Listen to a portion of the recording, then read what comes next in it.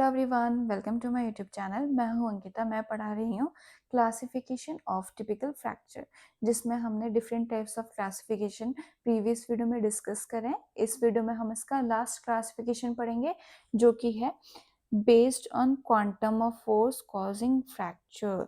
तो इसमें हम पढ़ेंगे कि जो हमारे क्वांटम ऑफ फोर्सेस थे, यानी कि फोर्स की वेलोसिटी क्या थी जिसकी वजह से हमारा फ्रैक्चर हुआ है, इस वीडियो में हम डिस्कस करेंगे। तो इसमें हमारा आता है high velocity and low velocity. तो सबसे फर्स्ट है हमारा high velocity. These are fractures sustained as a result of severe trauma forces as in traffic accident। तो जो हमारे फ्रैक्चर्स होते हैं हाई वेलोसिटी की वजह से, वो क्या होते हैं, हमारे सीवियर ट्रॉमा फोर्सेस, मतलब बहुत ज़्यादा फोर्स होगा जिसकी वजह से क्या होगा, बहुत हाई वेलोसिटी का फोर्स होगा जिसकी वजह से फ्रैक्चर होगा, जो कि बेसिकली हमें ट्रैफिक एक्सीडेंट्स में ही देखने को मिलते हैं। तो क्योंकि हमारा क्या है, हाई वेलोसिटी है हमारी फोर्स की, तो हमारा फ्रैक्चर भी क्या होगा, सीवियर होगा। There is severe soft tissue injury, periosteal and muscle injury. तो मैंने आपको बताया था कि हमारा जो फ्रैक्चर है वो तो सीवियर होगा, मे भी हो सकता है कि हमारा कम्युनिकेटेड फ्रैक्चर हो, मल्टीपल फ्रेगमेंट्स हो जाए अगर हमारी बहुत ज़्यादा हाई वेलोसिटी से अगर हमारा फोर्स लग रहा है। तो कम्युनिकेटेड फ्रैक्चर होगा तो क्या होगा, हमारे मल्टीपल फ्रेगमेंट्स हो जाएंगे बोन के। साथ ही साथ जो उसके सराउंडिंग टिश्यूज है, सॉफ्ट टिश्यूज है, जिसमें हमारे क्या होती है, ब्लड वेसल हो गई, नर्व्स हो गई, हमारी मसल, टेंडन, लिगामेंट, कैप्सूल, ठीक है, साइनोवियल मेम्ब्रेन। तो ये क्या हमारे सारे सॉफ्ट टिश्यूज में इंक्लूड होते हैं। तो इसमें क्या होगा, हमारी सॉफ्ट टिश्यूज की भी सीवियर इंजरी होगी। There is extensive devascularization of fracture end. तो क्या होगा, अगर ब्लड वेसल डैमेज हुई है तो जो हमारे फ्रैक्चर एंड होते हैं, फ्रैक्चर एंड क्या होता है कि जहाँ पे हमारा फ्रैक्चर की लाइन होती है वहाँ पे जो बोन होता है, बोन के एंड्स होते हैं, उसे हम फ्रैक्चर एंड बोलते हैं। तो फ्रैक्चर एंड में क्या होता है, मोस्टली जो हमारी ब्लड सप्लाई होती है वो नहीं हो पाती। तो उस वजह से क्या होता है कि जो हमारे फ्रैक्चर एंड्स होते हैं उसमें जो हमारी ऑस्टियोसाइट्स होती है, मतलब जो हमारी सेल्स होती है बोन की, वो बेसिकली डाई होना स्टार्ट हो जाती है। तो इसलिए हम क्या बोल रहे हैं यहाँ पे, extensive devascularization of fracture and, यानी कि हमारे जो फ्रैक्चर एंड है उनमें ब्लड सप्लाई नहीं मिल पाएगी। तो उसकी वजह से क्या होगा, हमारा नेक्रोसिस होना स्टार्ट हो जाता है। Such fractures are often unstable and slow to heal. तो अगर वहाँ पे ब्लड सप्लाई प्रॉपर मिल ही नहीं पा रही है, इस्चीमिया हो गया है, जिसकी वजह से क्या होगा कि वहाँ पे नेक्रोसिस होना स्टार्ट हो जाएगा।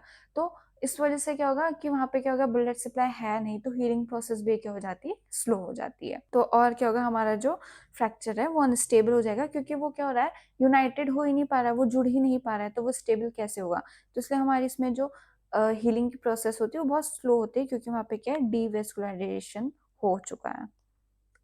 नेक्स्ट है low velocity injury. These fractures are sustained as a result of mild trauma force as in fall। तो इसमें क्या होगा कि जो हमारी फोर्स है वो हमारा लो वेलोसिटी का होगा। लो वेलोसिटी में क्या होगा कि माइल्ड ट्रॉमा फोर्सेस होंगे, जैसे हम जब कोई पर्सन गिर जाता है, तो जब भी कोई पर्सन फॉल होगा तो उस टाइम पे जो हमारा फोर्स होता है वो क्या होता है, हमारा लो वेलोसिटी का होता है, या फिर माइल्ड ट्रॉमा होता है उस टाइम पे। There is little associated soft tissue injury and hence this fracture often heal predictably। तो इस टाइम पे क्या होगा, क्योंकि हमारा जो फोर्स है वो क्या है, माइल्ड है, ठीक है, तो हमारा ट्रॉमा भी क्या होगा, माइल्ड ही होगा, यानी कि जो हमारे सॉफ्ट टिश्यूज हैं उनमें भी अगर इंजरी होगी तो वो क्या होगी, बहुत कम होगी, बहुत माइल्ड होगी, जिसकी वजह से क्या होगा, जो हमारे सॉफ्ट टिश्यूज होते हैं वो भी जल्दी रिकवर कर पाएंगे, और जो हमारी ब्लड वेसल्स वगैरह होती है वो उसमें डैमेज नहीं होती है। इसलिए जो हमारे इसमें फ्रैक्चर्स होंगे वो क्या होंगे, अपनी रिकवरी भी जल्दी से करते हैं। तो उसमें हमारी फास्टर रिकवरी होती है, जितना सर्जन ने या डॉक्टर ने प्रिडिक्ट करा होता है उसी के अकॉर्डिंग ये हमारे फ्रैक्चर्स जो होते हैं हील हो जाते हैं, क्योंकि इसमें हमारा डीवेस्कुलराइजेशन नहीं होता। लेकिन हमारा जो हाई वेलोसिटी था उसमें क्या था कि सीवियर ट्रॉमा हो रहा था, इस वजह से सीवियर सॉफ्ट टिश्यू इंजरी भी हो रही थी, हमारा डीवेस्कुलराइजेशन हो रहा था, जिसकी वजह से हमारी जो हीलिंग की प्रोसेस है वो स्लो हो रही थी। लेकिन यहाँ पे क्या होता है, बहुत ही माइल्ड सॉफ्ट टिश्यू इंजरी है, बहुत ही माइल्ड फ्रैक्चर है, कोई भी डीवेस्कुलराइजेशन नहीं है, जिसकी वजह से क्या हो रहा है, यहाँ पे जो उसकी हीलिंग प्रोसेस है वो नॉर्मल होती है, उसमें कोई भी इफेक्ट नहीं पड़ता है। तो ये वीडियो यहीं पे एंड होती है। वीडियो को like, subscribe, share and also hit the bell icon. Thank you.